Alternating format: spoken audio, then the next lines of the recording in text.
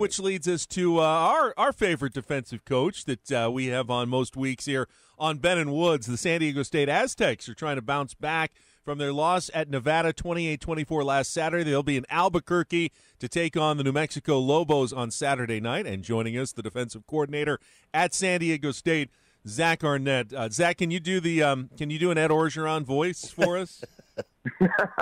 No, I can't, but that's one of the best voices in all sports right there. It means a lot to me, and go Tigers. Very few can. So, Coach, what was the mood this week after that close loss at Nevada? A tough game. You guys had some opportunities certainly against. I was where I thought Nevada was going to be a pretty good team and a tough game for you guys, and it turned out to be the case. But you had your chances to win that one. So, what's the mood of the team coming off that loss? Well, obviously there's frustration. You get in the next day, you watch it, you identify the things you did well and the things you did not do so well, and quickly get to addressing those and get them corrected. So there's frustration. You realize that every week in this league, anyone can beat anyone. So preparation is the most important thing all week leading up to the game.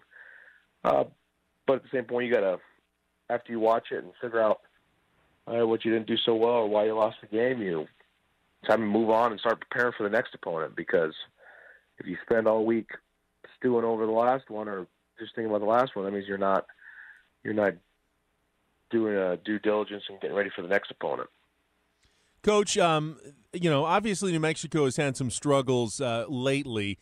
I hate to always say there's a game where you're trying to get healthy, but is that kind of like an opportunity this week where you guys need to go out and really work on some things and put together a complete game, which we haven't kind of seen in the last 3 weeks or so? Well, we need to play a complete game because that's what gives you the best chance to win. I mean, like I just said, every team in this league is talented enough that if you go out there and do not play a quality football game or you're not prepared, then you risk the opportunity of losing again. So, obviously defense got to create turnovers, can't turn the ball over. You got to play good in all three phases of the game, give yourself the best chance to win. Talking to defensive coordinator for Sdsu, Zach Arnett. So I had to ask you, the big news came down yesterday about a guy you probably know very well, Ryan Lindley. He was working as a graduate assistant, helping out in the secondary for your defense, has now been hired to coach the running backs in Cleveland. And I texted Ben yesterday, and I said, does this happen a lot where, a quarterback will go coach running backs? So just wanted to get your thoughts on that move for Ryan and how often that happens.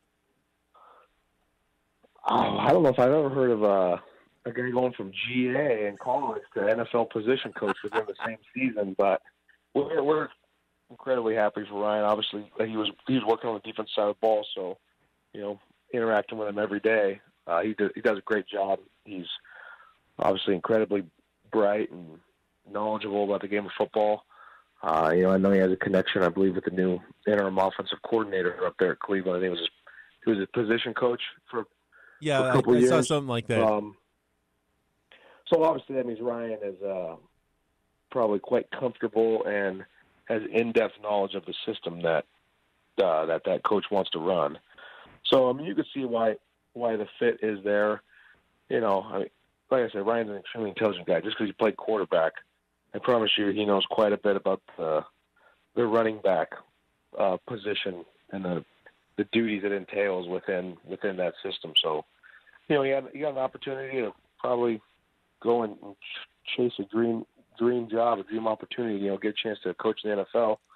And so we're disappointed to lose him at this point in the season, but obviously happy for him and the opportunity that he's getting a chance to take advantage of. Yeah, making the jump from a graduate assistant coach in a college to on a full NFL staff, that is unusual. But specifically, though, it's not that weird that a guy who played one position when he was a player coaches a different position as a coach. That's what I was trying to tell Woods. I didn't think it was that uncommon. Does it? Okay. Yeah, it was. I mean, it would be it would freak me out if a baseball team said, "Hey, Wade Boggs is coming in. He's going to be our new pitching coach." That would trip me out a little bit.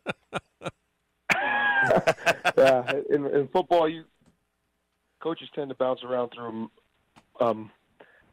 a variety of positions throughout their careers. Well, so you're telling me that you could step in tomorrow and take over the quarterbacks if need be? I'm not sure quarterbacks. I tell Coach Horto, I'd like these last couple of years with Pumphrey, Penny, some of the tailbacks we've had. I wouldn't mind coaching those guys. 100%. Kind of seems like, see daylight and hit it. Yeah, see that hole and go, young man. Now, I know it's Coach Zach Arnett is with us from San Diego State. They've got New Mexico on Saturday night in Albuquerque. I know a lot of the injuries have been on the offensive side of the ball, but you've been affected as well. Some of those guys coming back. Rocky was saying on Tuesday that Christian Chapman is probably going to see a series at least in the first half, and maybe more. Juwan Washington could be getting closer. Is that how much of a boost is that going to be to get some guys healthy and back on the field? Yeah, well, we're happy that some of those guys, especially like Christian, senior year, I think he might be the all-time winningest quarterback as a starter in Sdsu history, or he's tied the record. Right? We're happy that some of those guys are getting a chance to come play again, because you hate to see a guy lose a season to injury. And obviously they're really good players, and they add some stuff to our team because they've been really successful guys. So, Christian gets out there. Be fired up to see him lead the offense again. I don't know what the plan is because I'm not on that side of the ball. Same thing if Juwan's able to get out there. I don't know the timetable for everyone because they're on the other side of the ball, but it's always good to get all your guys back out there. Coach, I know you're just focused on getting a win this week, but is it something that you at least need to point out that the goal, win 22, win a conference championship, just because you lost one game, it's not taken away from you. You still control your own destiny. You win out. You get a chance to go to the Mountain West Championship game. Obviously, Fresno State, they were put in the playoff rankings. They've been playing good. That game is looming in a few weeks. But is that a message that you send to your team that, hey, none of our opportunities were taken away from us by that loss. We just can't do it again? Yeah, I think everyone understands, how the system works and tiebreakers and all that in the league. So everyone knows, hey, if you go out and take care of business, every goal we said at the beginning of the season is still right there in front of you for the taking. But you can't get ahead and be looking forward to games in the future. You got to take care of business every single week. So I think you guys understand it, but I personally don't spend a whole lot of time harping on it because New Mexico does enough stuff in just their schemes and the personnel they're putting on the field that cause you enough issues you got to be worried about and dealing with at this moment. Coach, you follow at all the story out of Maryland where Coach DJ Durkin was reinstated 2 days ago and then yesterday was fired after the investigation. Obviously, a tragic situation in which they had a player who died during a conditioning drill. I mean, how do you balance that? I mean, football's a tough sport, and you got to make sure that when you have kids who are playing with you that they're tough enough to go out there on the field or they risk getting hurt. But at the same time, safety is so important, and you got to watch out for those guys, every moment. How do you balance that as a defensive coach? Well, I think that's why there's experts and people trained to recognize symptoms and situations where, all right, here's a student athlete who needs to be pulled from the drill or the conditioning situation, and those people have authority and autonomy to, overrule the coach.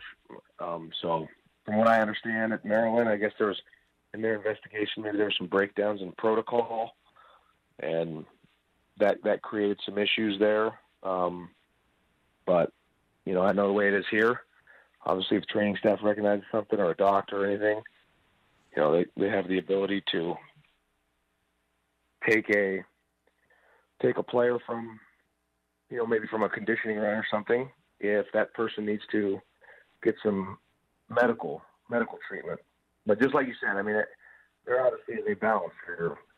You're trying to get guys physically ready for the demands that the game places on them, all the while you never want to do any harm to a player, because if a guy's injured or out of practice, then he's not getting any better, and that's not going to make him any better for the game. Well, Coach, good luck on Saturday night in Albuquerque. As always, enjoyed talking to you, and we'll chat with you again soon. Thank you. Yeah, thank you guys. Yeah, Zach Arnett, defensive coordinator at San Diego State.